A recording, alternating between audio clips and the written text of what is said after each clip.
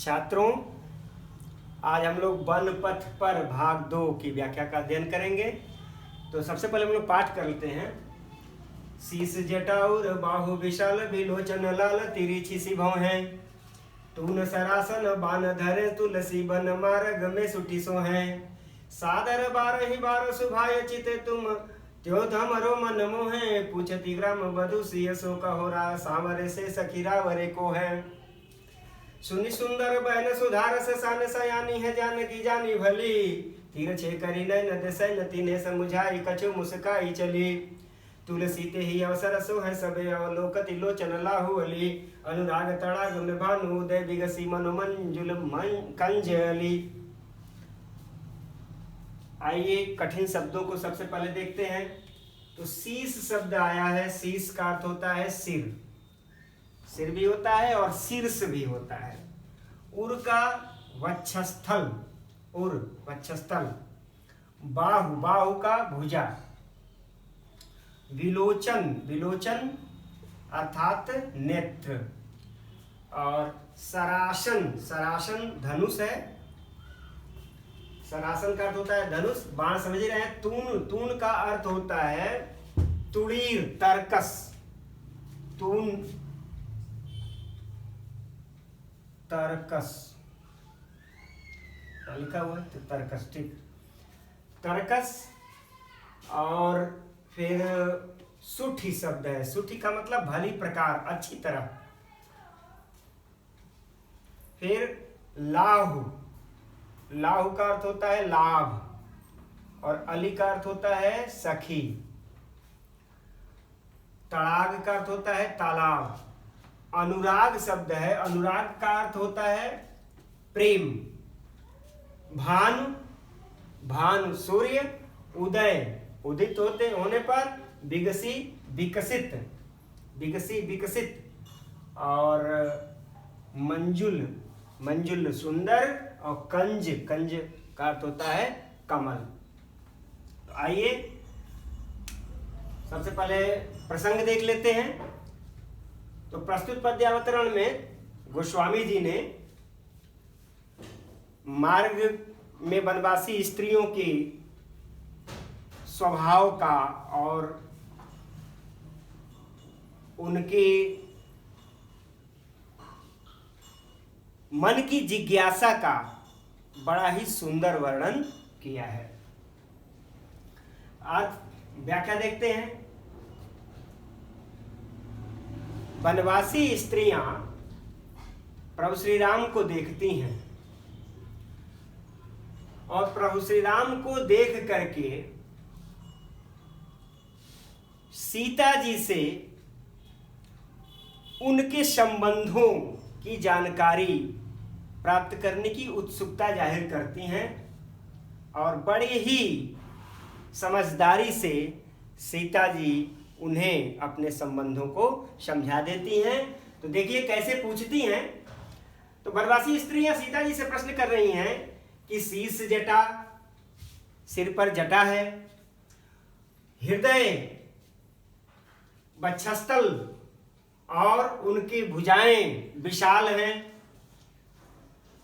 और नेत्र लाल हैं और तिरछी सी भौहें उनकी बड़ी ही सुंदर है।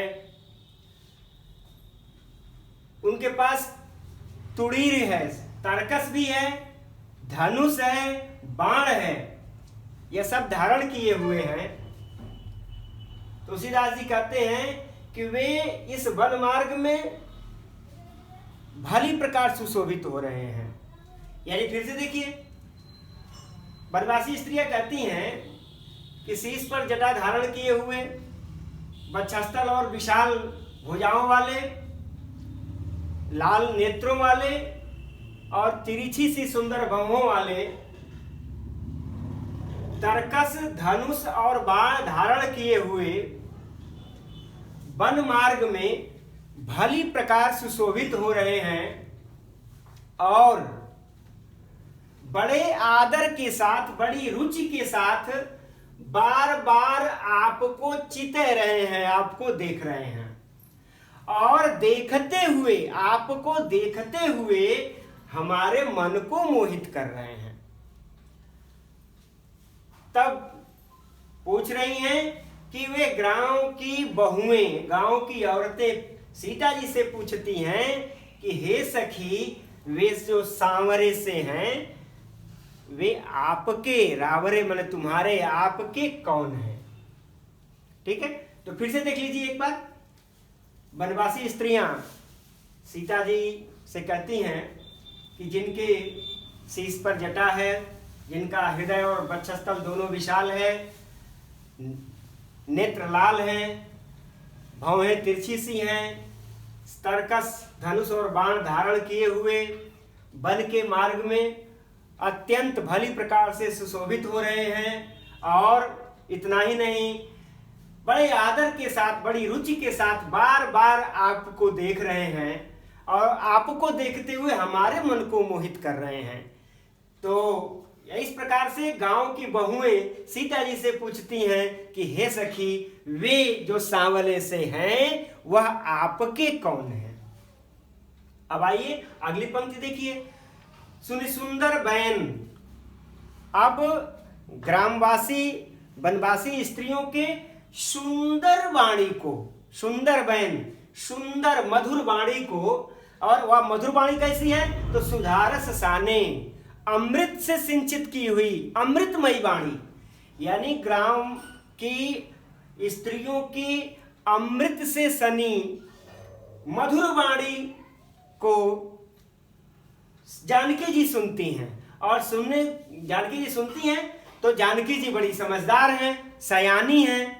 जानकी जी सयानी हैं, समझदार हैं, और बड़ी ही समझदारी के साथ जानकी जी तिरछे करी नयन, अपने नेत्रों को थोड़ा सा तिरछा करती हैं और शयन तिन्हें, इशारे से उन्हें मतलब वनवासी स्त्रियों को, अपने नेत्रों को तिरछा करके इशारे से उन्हें समझाई कछु मुस्काई चली। वह जो जानना चाहती हैं मुस्कुरा करके समझा देती हैं और आगे बढ़ जाती हैं। यहां देखिए, हमारे आर्य सभ्यता में स्त्रियां मुख से कम बोलती हैं और लज्जा और हया का बड़ा ख्याल करती हैं। इस बात को गोस्वामी जी ने बहुत ही बढ़िया समझाया है।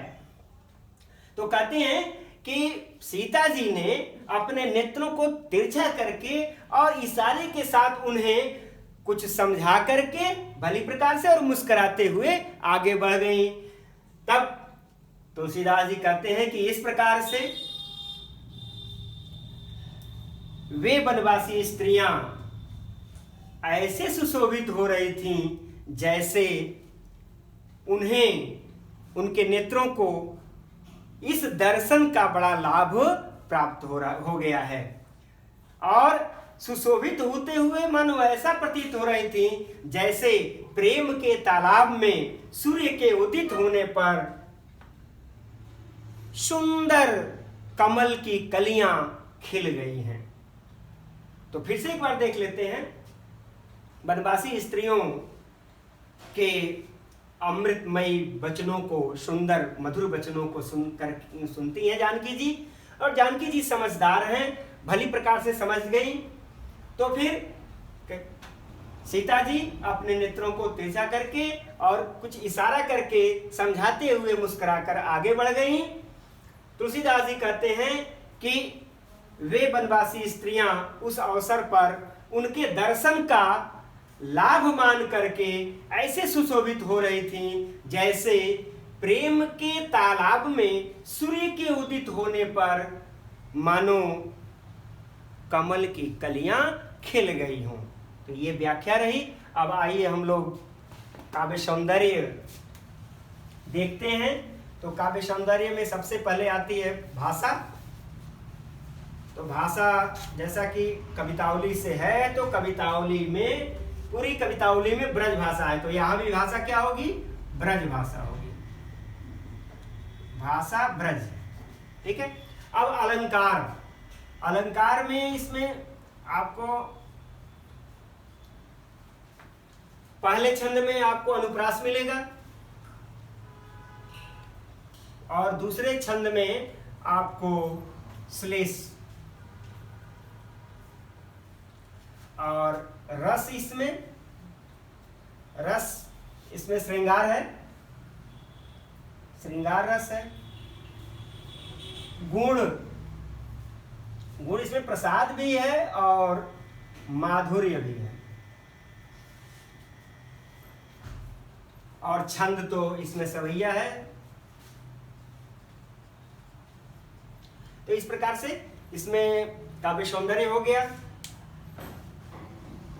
और हमारा दूसरा पाठ गोस्वामी तुलसीदास जी द्वारा रचित जो धनुष भंग था और वनपथ पर, दोनों की व्याख्या आज पूर्ण हो गई।